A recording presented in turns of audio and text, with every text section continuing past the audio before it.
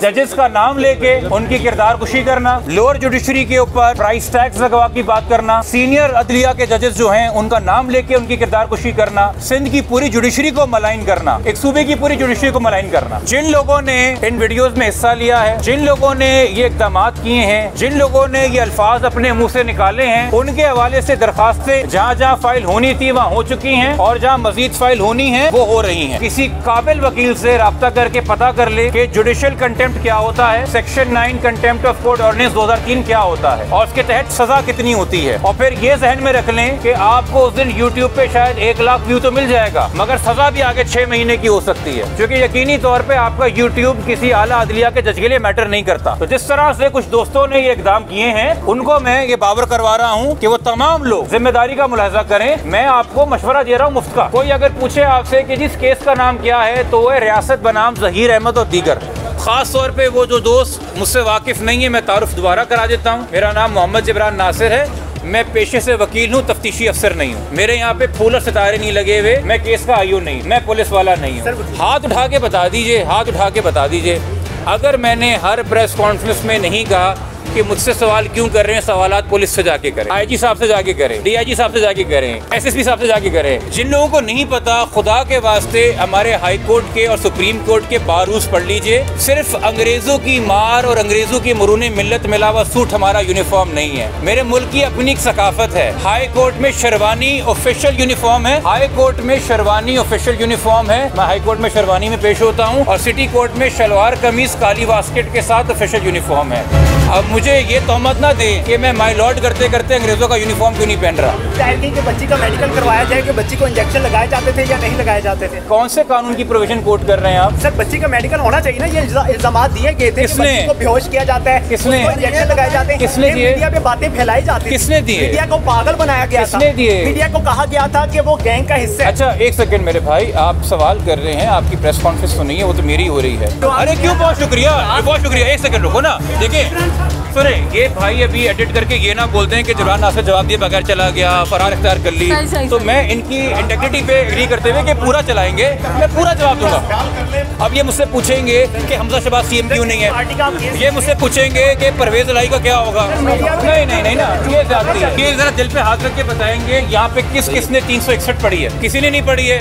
तो फिर जो मैं बोलूंगा मेरा जवाब मानेंगे ना। 361 कहता है लड़का 14 साल से कम, लड़की 16 साल से कम, अगर उनको कोई जबरदस्ती टेक अवे या इंटाइस अवे यानी कि रजामंदी राजी करके ले जाए वालदैन की मर्जी के खिलाफ, तो वो किडनैपिंग है। मैं घर बैठ के कानून नहीं बना रहा, सदर मेरे घर बैठ के ठप्पे नहीं लगा रहे, पार्लियामेंट मेरे ड्राइंग रूम में नहीं रहती। कुछ शिकायतें इस्लामाबाद लेके जाइए। बहुत शुक्रिया आप सब। अस्सलाम वालेकुम जी, आप सबके आने का बहुत शुक्रिया। यहाँ पे गुफ्तगू का आगाज़ मैं यहाँ से करूँगा कि पिछले 4 दिन मैंने सोशल मीडिया के ऊपर कुछ स्ट्रीम्स देखी, उसमें कुछ लोग मौजूद थे और कल एक प्रेस कॉन्फ्रेंस देखी और बहुत तकलीफ़ का बायस है कि मुद्दई 1000 लाख होते हैं, मुल्ज़िम भी 1000 लाख होते हैं, मजलूम भी 1000 लाख होते हैं,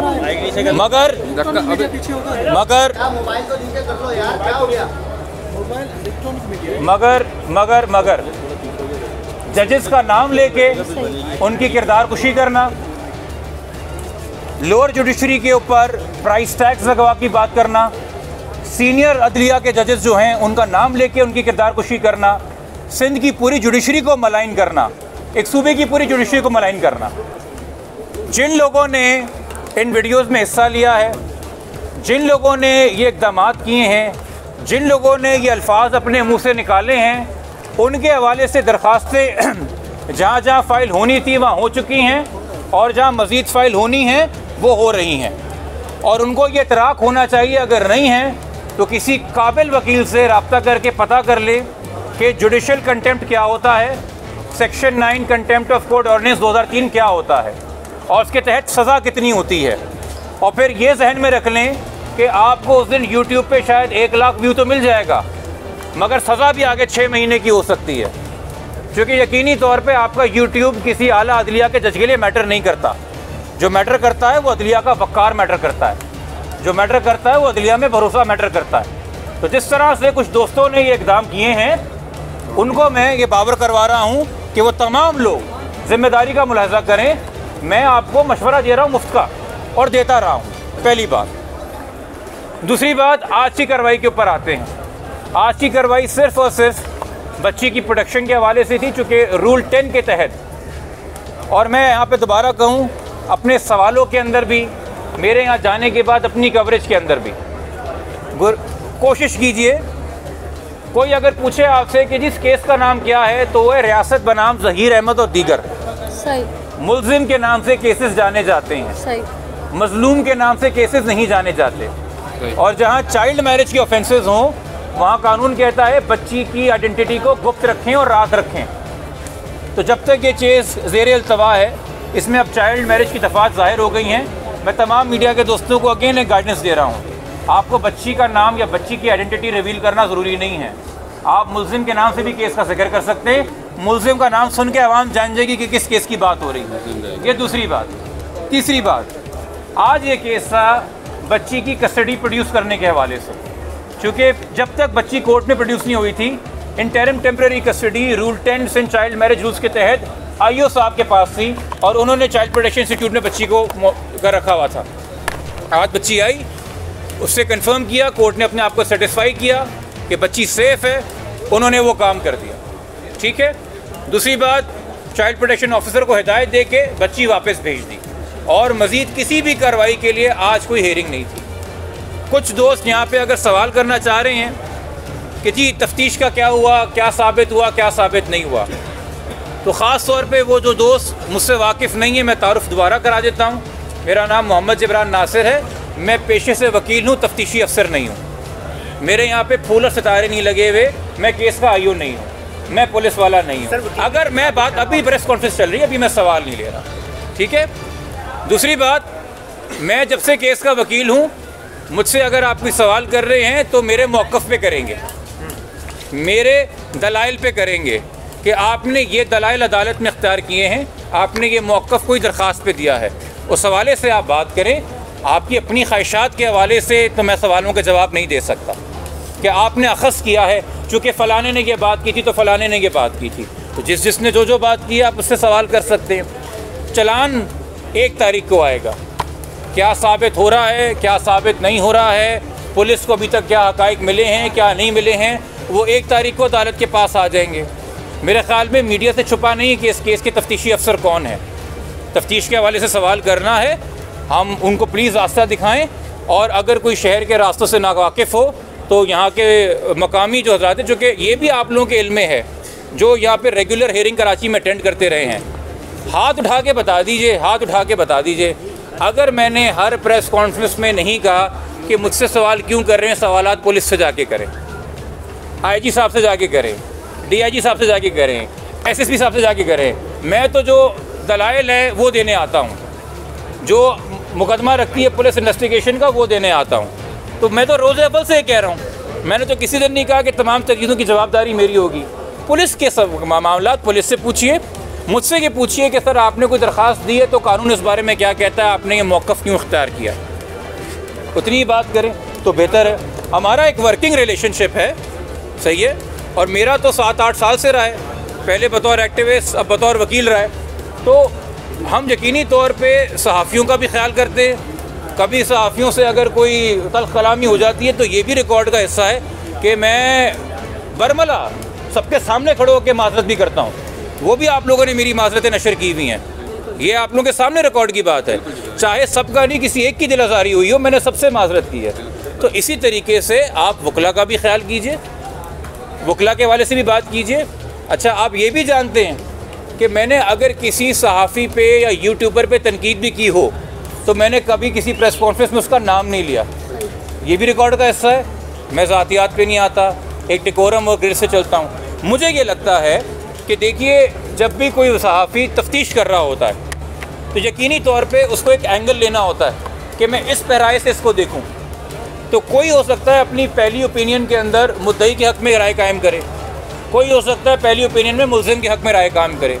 तफ्तीश करना उसका हक़ है, वो तफ्तीश करे। मैंने सिर्फ 2 बातें कही हैं। उस तफ्तीश के दौरान बच्ची का नाम गुप्त रखें, अदालत में जब हों तो डेकोरम का ख्याल कीजिए, और आपको ये भी पता है कि मैं इस हद तक गया हूँ और यहाँ पे खड़े सहाफ़ी इस बात का सबूत देंगे कि पिछली पेशी के ऊपर जब मुल्ज़िम आया था बेल के लिए, तो कुछ एक दो लोगों ने बहुत एग्रेसिवली उसको अप्रोच किया सवाल करने के लिए। मैंने उनको जाके, जबकि मैं मुद्दई का वकील हूँ, मैंने उनको जाके रोका, ये आप क्या कर रहे हैं मुल्ज़िम के साथ। आईओ साहब जिनको तब्दील कराने की दरख्वास्त मैंने दी, उन आईओ साहब का कुछ लोगों ने ज़बरदस्ती इंटरव्यू लेने की कोशिश की, उनको घेरे में डाला।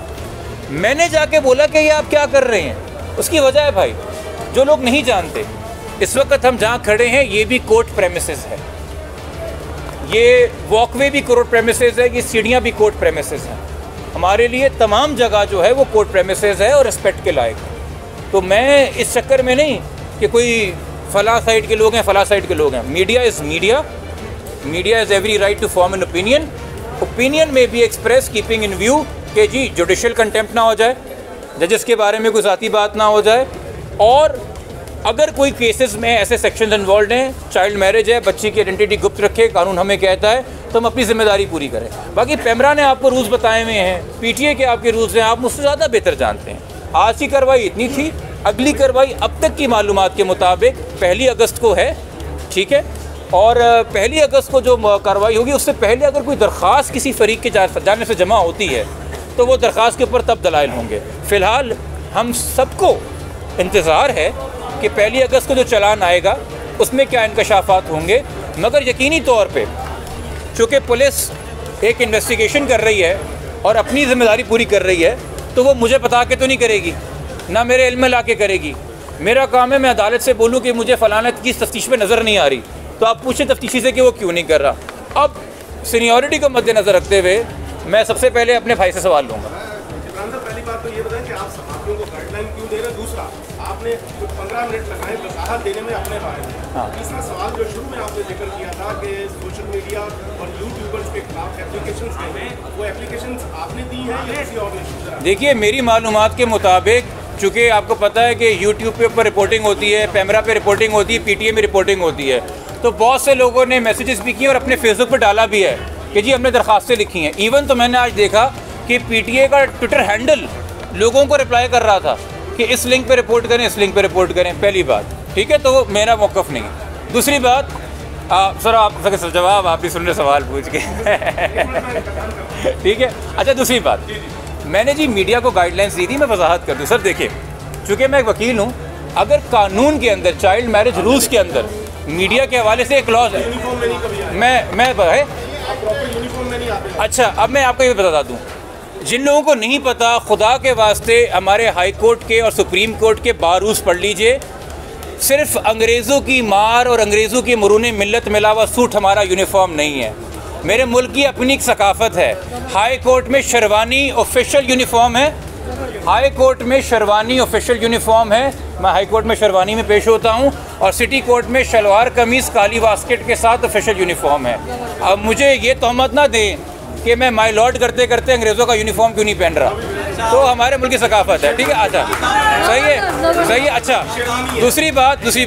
दूसरी बात मेरे भाई, असिस्ट करना, कोई अगर कानून पास हो गया है, कोई अगर रूल पास हो गया है और उसका इतलाक़ मीडिया पे होता है, मैं तो गुड फेथ में शेयर कर रहा हूँ, मैं डिक्टेट तो नहीं कर रहा। वो तो पेमरा का और पीटीए का काम है भाई। अगर आपको मेरी राय बुरी लगी, मैं उस पर करता हूँ, ठीक है। अच्छा, दूसरी बात वजाहत के हवाले से ये है भाई कि चूँकि जो भी सवाल वगैरह हों, मैं इस केस में ये मत समझा जाए कि फ़लाने ने ये बात की तो उसका जवाब मैं फ़लाने से ले लूँ। जिसने जो बात की उससे बात करें, मैं एक फेयर बात कर रहा हूँ। हाँ बिल्कुल, आपने से सवाल किया। सर आप तो सीनियर हैं, हम तो आपसे सीख रहे हैं। कोई और सवाल? सर आप अभी तक ये क्यों नहीं साबित कर पाए? आपने बोला कि मीडिया को पाबंद किया जाए कि वो शनाख्त ना दिखाए, हाँ ठीक है, ये बात बिल्कुल दुरुस्त है आपकी। लेकिन पहले तो आप लोगों की तरफ से प्रेस कॉन्फ्रेंस करवाते गए, आप लोगों की तरफ से तस्वीर आई, मतलब मुद्दे की तरफ से आई। अब जब शनाख्त हो गई है तो अगर हम कानून की तशरीह में जाए तो वजह ये होती है कि उससे जो है वो बदतमीजी ना हो, बच्ची की शनाख्त होगी तो बच्ची को लोग परेशान करेंगे। तो अब जब एक बच्चे की शनाख्त हो गई है, पूरी आवाम को उसके ऊपर अवेयरनेस जाग गई है, आवाम इस हवाले से चाइल्ड मैरिज के हवाले से सोच रही है, आप लोग खुद का भी बड़ा काम है, अब आप लोगों को क्यों महरूम करना चाहते हैं? बहुत माकूल सवाल है ये सवाल हर एक इंसान के जहन में, और मैं अप्रिशिएट करता हूँ सर आपने सवाल किया। देखिए, पहले 10 दिन जब तक बच्ची मीडिया के सामने मंजर आम पे नहीं आई थी, ये अगवा का केस था, गुमशुदगी का केस था। हम मिसिंग दुआ के नाम से एक बच्ची गुम गई है, लापता है, किसी को रेलवे स्टेशन पे मिले, किसी अस्पताल में मिले, कहीं रोड के किनारे मिले तो जमा करा दीजिए, बता दीजिए। उसके बाद ये केस एक सामने आया। आपको पता है इस केस के अंदर पुलिस ने C क्लास में चालान जमा कराया था कि ये कोई केस नहीं बनता, इसमें कोई ऑफेंस लगता नहीं है।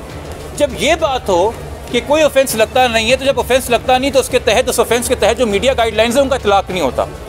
चूँकि 16 जुलाई को एक प्रोग्रेस रिपोर्ट आई है सामने जिसमें पुलिस ने कहा है कि सिंध चाइल्ड मैरिज लॉ का इतलाक होता है और इसके तहत अब हमने बच्ची को बाजियाब करना है और इसके तहत हमने मुल्जिम को गिरफ्तार करना है। और फिर चाइल्ड मैरिज एक्ट के तहत ये अदालत ऑर्डर देती है आईओ को कि बच्ची को आप लेके आएँ और चाइल्ड प्रोटेक्शन इंस्टीट्यूट में जमा कराएँ। तो चूँकि 16 जुलाई के बाद अब बग़ैर किसी डाउट के इस कानून का इतलाक हो गया है, इसीलिए इस स्टेज के ऊपर मैं गैर ज़रूरी तौर पे आपको तंबीह करता रहूँ तो आप कहेंगे कि नसीहत करने वाला बाबा कहाँ से आ गया। मगर जब एक चीज़ कोर्ट ने भी अडॉप्ट किया है, कोर्ट ने, जब आप ऑर्डर पढ़ेंगे 22 तारीख का, वो एप्लीकेशन अलाउ हुई under rule 9 of Sindh child marriage state rules. तो जब उस हालात में जो बच्ची होती है ना, जब रूल 9 का इतलाक होता है तो उसी के नीचे रूल 18 है। हम सारे रूल सख्ती से पढ़ेंगे, इसलिए मैं सर इस स्टेज के ऊपर ये बात कर रहा हूँ। नहीं, अगवा की दफ़ा अपनी जगह पे है। उसके हवाले से मैं बता दूं, अगवा के हवाले से ऑलरेडी पेमरा का रूल जो है, पेमरा का 2015 का electronic media code of conduct है, उसके अंदर दिया हुआ है कि किसी भी अगवा बच्ची की जो आइडेंटिटी है वो वालिदैन के एक्सप्रेस प्रोविज़न के बगैर नहीं आ सकती। वो चूँकि वालिदैन ने ख़ुद शुरू में नशर की थी तो वो उन्होंने ख़ुद बताया था कि हमारी बच्ची ढूंढ के लेके आएँ। मगर अब जो कि चाइल्ड मैरिज रूल्स लगा है तो उसमें वालिदैन की मर्ज़ी की बात ही नहीं है, उसमें डायरेक्ट कोर्ट डिसाइड करता है कि क्या होना है कि क्या नहीं होना है। ठीक है, अच्छा स्टेटमेंट के बाद ये करार दिया था कि अफवाह का केस खत्म हो गया, लेकिन आप फिर भी बार-बार कह रहे हैं कि बच्ची अफवाह हुई, ये क्या है? ये बड़ा माकूल सवाल एक और किया है। देखिए, सीनियर सहाफ़ीज़ का सवाल यही होता है कि वो ऐसे सवाल कर रहे हैं ताकि जब मैं जवाब दूं तो आवाम के जहन में जो सवाल हैं वो एड्रेस हो जाएं। मैं शुक्रिया सर आपका अदा करूँगा इस पर। सिंध हाई कोर्ट का एक फ़ैसला आया था 8 जून का हफ्ज़े बेजा का फ़ैसला था। अच्छा, हफ्ज़े बेजा के अंदर ये मैं आपको बता दूं कि हफ्ज़े बेजा जो बच्ची की रिकवरी की कार्रवाई है, किसी भी मुखबिया की रिकवरी की कार्रवाई होती है, वो टेंटेटिव फाइंडिंग होती है। टेंटेटिव फाइंडिंग का मुराद है कि आज मेरे सामने जो हक़ाइक़ हैं इसकी रोशनी में हमने ये मौक़िफ़ कायम किया है। अब आपके इल्म में है कि उसके बाद बच्ची का एक मेडिकल बोर्ड बना, उसके बाद बच्ची का जब मेडिकल बोर्ड बना तो बच्ची की एज कुछ और आई, सही है। उसके बाद इसी केस में, इसी FIR के तहत इसी हाई कोर्ट ने दोबारा समाअत की और जब हाई कोर्ट ने अपना ऑर्डर दिया है 21 जुलाई का, तो हाई कोर्ट ने पिछले हाई कोर्ट के ऑर्डर का हवाला दिया है और उन्होंने कहा है कि आइडेंटिकल पिटिशन पहले फाइल हुई थी, उन्होंने फिर पहली मेडिकल रिपोर्ट का हवाला दिया है, फिर उन्होंने दूसरी मेडिकल रिपोर्ट का हवाला दिया है।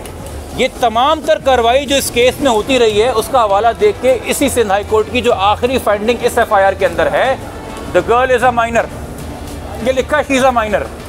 ये भी लिखा है कि वो अकेले कहीं दारुल अमान में नहीं रह सकती जब तक वो मेजॉरिटी अटेंड ना कर ले, उसके लिए प्रॉपर नहीं है लाहौर में रहना, उसको यहाँ लेके आया जाए। तो अब जब आप हाई कोर्ट की रीडिंग पढ़ेंगे तो आप उसी केस में उसकी लेटेस्ट रीजनिंग पढ़ेंगे। 2 जजेस ऑफ हाई कोर्ट के फैसले को, 2 जजेस ऑफ हाई कोर्ट के फैसले ने रिकन्सिडर करके चेंज फैक्ट्स में मेडिकल बोर्ड आ गया, मज़ीद चीज़ें हो गई, इंकशाफ हो गए, एक नया फैसला दिया है। तो मैं हाई कोर्ट का लेटेस्ट, चूँकि वो सेम FIR में है, कोई और FIR में होता तो एक और बात होती, तो हम उसको पढ़ने के पाबंद हैं। इसलिए सर मैं 21 जुलाई के फैसले पर रिलाई कर रहा हूँ, 8 जून के फैसले पे नहीं कर रहा हूँ। एक वक्त में एक सवाल करेंगे, एक सवाल करेंगे सर, एक सेकंड मेरे भाई, आप लोग आपस में डिसाइड कर लें कि सवाल पहले कौन करेगा ताकि मुझ पे इल्ज़ाम ना आए, कि बच्ची का मेडिकल करवाया जाए कि बच्ची को इंजेक्शन लगाए जाते थे या नहीं लगाए जाते थे। सर ये कौन से कानून की प्रोविजन कोट कर रहे हैं आप? सर बच्ची का मेडिकल होना चाहिए ना, ये इल्जामात दिए गए थे कि बच्ची को बेहोश किया जाता है, किसने इंजेक्शन लगाए जाते हैं, किसने दिए? मीडिया पे बातें फैलाई जाती है, किसने दिए? मीडिया को पागल बनाया गया, किसने दिए? मीडिया को कहा गया था कि वो गैंग का हिस्सा है। अच्छा एक सेकंड मेरे भाई, आप सवाल कर रहे हैं, आपकी प्रेस कॉन्फ्रेंस तो नहीं है, वो तो मेरी हो रही है। सर मेरा आपका सवाल आ गया, मैं ये जानना चाह रहा हूँ क्या मैंने ये मौक़िफ़ अदालत में जब से केस लिया है या प्रेस में मीडिया में अडॉप्ट किया है कि बच्ची के साथ कोई ऐसी की चीज़ हुई है कि नहीं हुई है?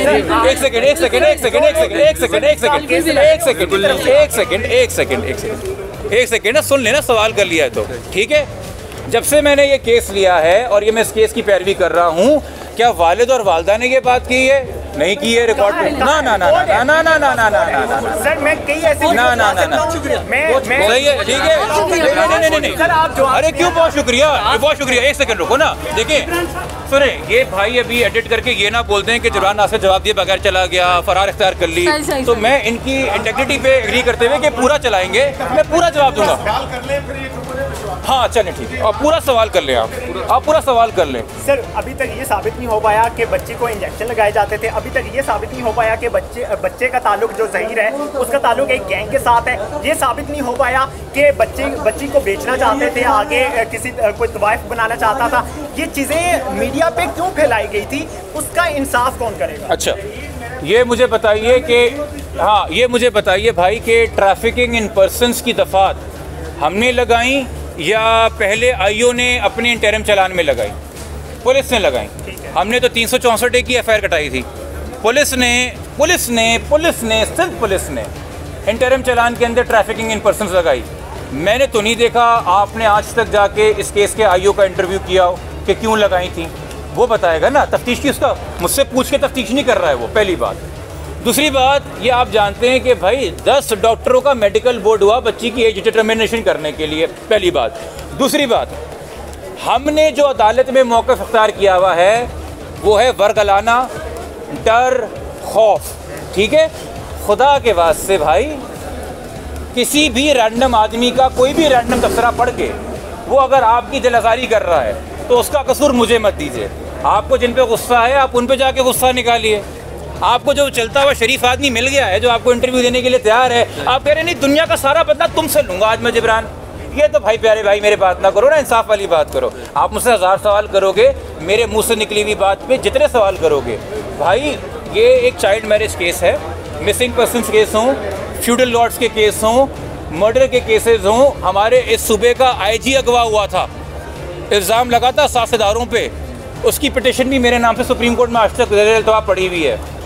तो मैं सवालों से भागने वाला तो कोई आदमी नहीं हूँ। ये कराची के शहरी दोस्त जानते हैं कि किन किन केसेस में इन्वॉल्व रहे हैं। अगर माकूल बात आप करेंगे, आप मुझे अकाउंटेबल होल्ड करेंगे कि सर आपकी तहरीर में, आपके दलाइल में, आपकी दरख्वास्त में ये चीज़ अदालत में आई है, आप बताएं। अवाम तो बहुत से तबसरे कर रही है, अवाम तो पता नहीं क्या कुछ कह रही है। और जब मैं मीडिया से कह रहा हूँ कि नाम गुप्त रखें, तो मैंने आपकी तरफ या इनकी तरफ इशारा नहीं किया। मैं तमाम मीडिया से कह रहा हूँ, मैं तमाम मीडिया से दरख्वास्त कर रहा हूँ कि खुदा के वास्ते इस केस की हसासियत को समझिए। आप इस केस में जो रोल, और फिर एक और चीज़ मैं देखता हूँ, एक और चीज़ मैं क्या देखता हूँ कि भाई जब तक मेरा इल्म में है, कुल वालिद की 2 प्रेस कॉन्फ्रेंस मेरे साथ हैं जब से मैं इस केस में आया हूँ। उसके अलावा वालिद की कोई प्रेस कॉन्फ्रेंस नहीं है। एक खातून वालदा के घर में जाके उन्होंने वालदा का इंटरव्यू कुछ लिया है, उससे भी मैंने वालदा को समझा दिया कि भाई आप ये प्लीज़ ना करें, चूँकि हमारा खुद अब अदालत में पहलू है कि मीडिया से इस केस के ऊपर बात ना हो, ठीक है। तो वालदैन का हो, मेरे ख्याल में तो उन्होंने नहीं लिया है मेरा इंटरव्यू, किसी और का इंटरव्यू। अरे यार इतने बड़े शख्सियत का आप नाम ले रहे हैं, उससे जाके इंटरव्यू करें, वो अवेलेबल नाम है ना। ये सारे सवाल मुझसे हो रहे हैं। अब ये मुझसे पूछेंगे कि हमजा शहबाज सीएम क्यों नहीं है, ये मुझसे पूछेंगे कि परवेज इलाही का क्या होगा। नहीं नहीं नहीं ना, ये जाती है। अच्छा सर अब आपका सवाल आ जाए।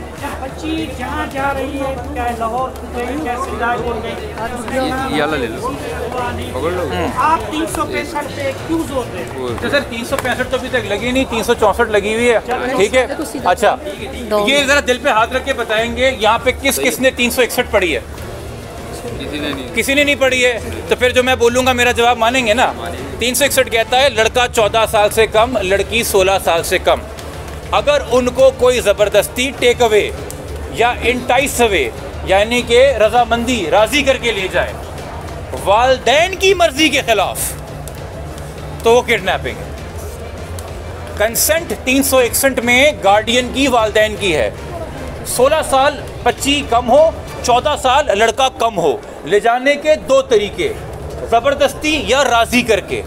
अगर एक बच्चा जा रहा है पार्क में दूर और मुझे कोई आके कहता है जबरान साहब वो आपकी बेटी कहाँ जा रही है 13 साल की खुशी खुशी किसी के साथ, और मैं कहता हूँ हाँ वो मेरा जानने वाला है, वो आइसक्रीम दिलाने ले जा रहा है, तो वो किडनैपिंग नहीं है।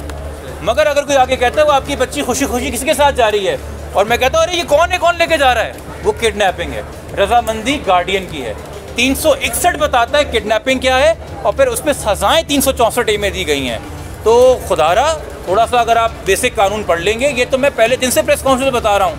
तो ये सवाल मगर देखने नहीं, मैं आपको नहीं कह रहा, आपके तवज्जो से देखने वालों को कह रहा हूँ, क्योंकि ये सवाल यकीनी तौर पे मीडिया वही सवाल कर रहा है जो आवाम उठा रही है, ठीक है।